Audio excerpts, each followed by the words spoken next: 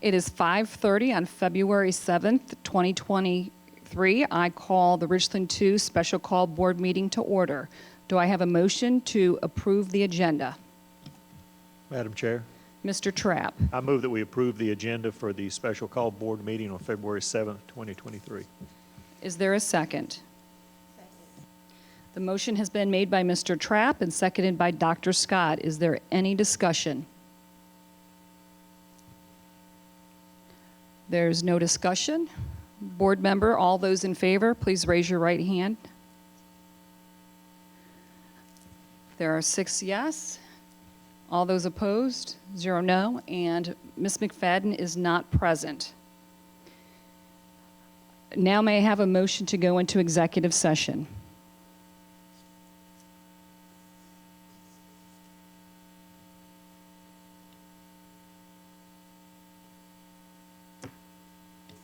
May I have a motion to go into executive session, please? Madam Chair, Mr. Trapp. I move that we go into executive session for discussion of security and safety. Is there a second? A second. The motion has been made by Mr. Trapp and seconded by Mrs. Porter. Is there any discussion? There's no discussion. All those in favor, please raise your right hand. There's all those opposed? And Mrs. McFadden is not present, so the vote is 6 yes, 0 no, 1 not present. The board will now convene an executive session.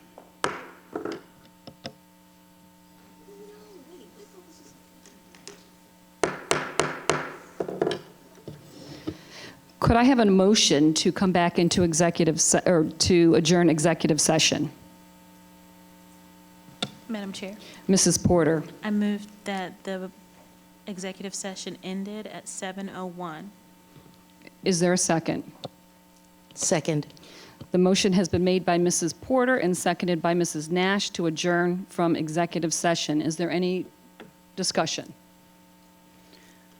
Board members, all in favor, please raise your right hand. All opposed? The vote is 7-0. The motion carries. Next on our agenda will be a brief discussion on security and safety in Richland 2. Our first presenter or speaker will be Sheriff Leon Lott. Thank you so much, Sheriff Lott, for coming to speak with the board and our constituents this evening. Thank you. Appreciate the opportunity to meet with y'all earlier. I think we had a very productive meeting. I know that the school board and the administration here, their goals are the same as mine, is make sure that we have safe schools and that our kids can go to school and be educated. Last week was a learning experience for all of us. We faced something that we haven't faced in the past in that magnitude. I think we did good, but we can always do better, and that's what our discussion was back there. And I think we've got a plan moving forward on some things that we can do jointly. Having the Sheriff's Department involved in decision making at the very front end, I think, is very important. We can quickly determine if a threat is credible or not, and we will make that recommendation. And that's made with my reputation. I put my reputation on the line when I say that if it's not a credible threat, then I'm standing by that. And we've got investigators and people that can quickly determine that. So I think we've established that relationship even better than what we've had. I will say that the Sheriff's Department, our SROs, have a great working relationship with your staff and also this board, and we're going to continue to do that. A couple things that I would like to emphasize is the fact that we need to make sure that young people understand that if they do make these pranks or false threats, that they're going to be held accountable, that they're going to be arrested, and they're not going to go back home with mom and daddy. They're going to go to Alvin S. Glenda Detention Center. And the young person responsible last week that's where that person is at now, and that's where they will stay for a while until the court determines what's going to happen to them. There is consequences, and we have to have very serious consequences when something like that happens, because it totally disrupts our schools and the education process, and that's what we need to make sure that we focus on. So we need to emphasize that we are going to hold these people accountable and that we will find them. But things that, we did talk about, there's a lot of deterrent things that we can do as a group, and that's with our SROs, but also with education, and that goes back to with the consequences, educating young people about the consequences, educating them about safety in schools, and also that it's okay to say something. I emphasize a lot that we have thousands of kids who go to school every single day that we don't even talk about.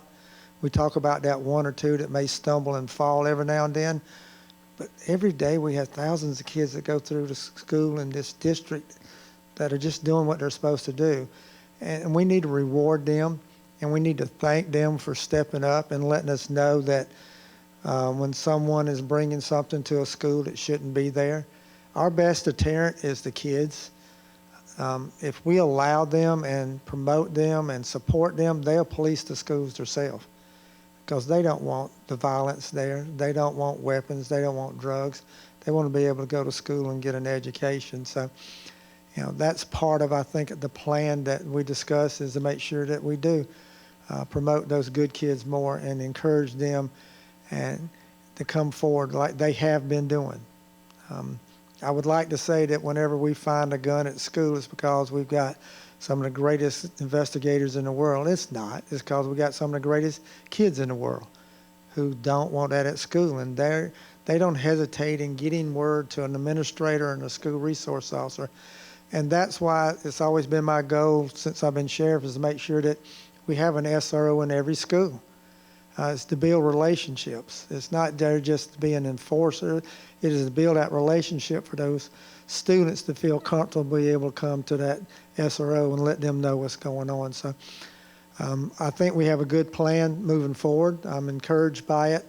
I think you may talk, we have another meeting scheduled for Thursday where my people from the Sheriff's Department, and along with your safety people and your administration, we will go down and actually get into weeds on a lot of these things that we want to strengthen and make sure. But, protocols are in place. Protocols need to be followed because, that's what they're there for. And so, but the goal, again, is not to overreact and not to underreact. And that's a fine line.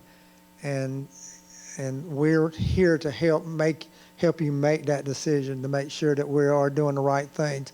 And assure parents, teachers, and the students that their safety is first, but their education is also important. And they need to be in school. They do.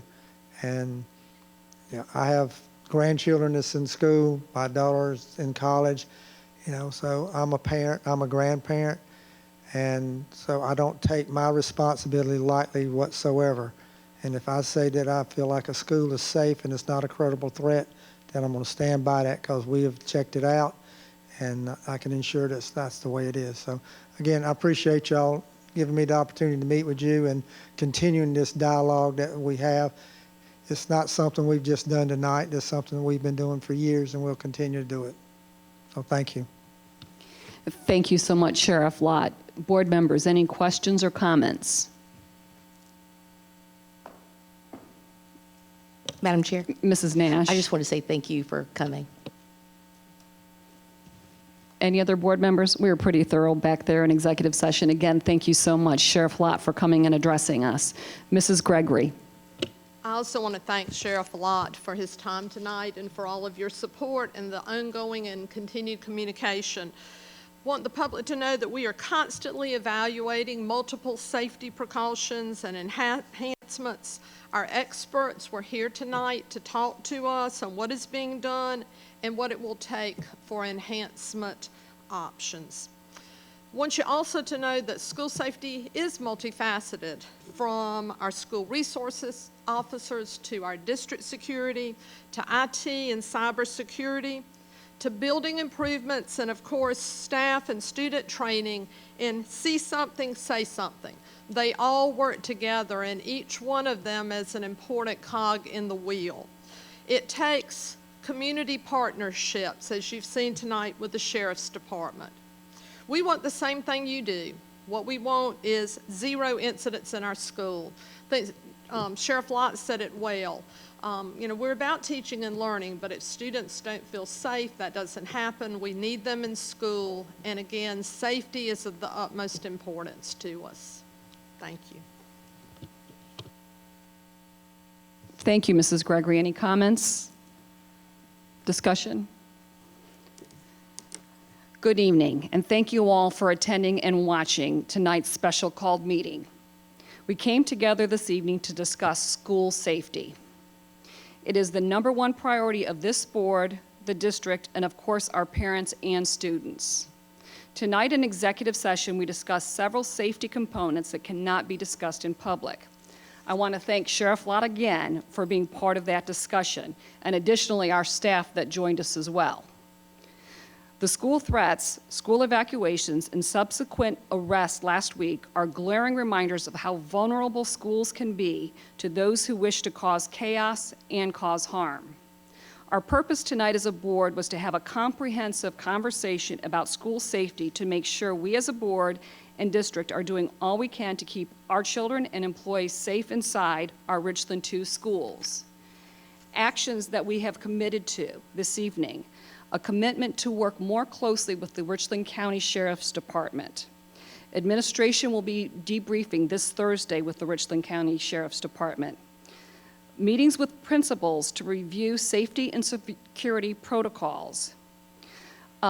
Continual reminders to include videos to remind our students of the serious consequences of weapons and threats to schools, and a dramatic increase in our pop-up metal detector screenings. Our final commitment is to form the Safety and Security Committee that we formed last week, which will be led by Mrs. Angela Nash. She will lead the board, district, and community in discussions on how to make our schools safer, offering to the board recommendations, and ultimately the district the implementation and execution of safer schools. Is there a motion to adjourn?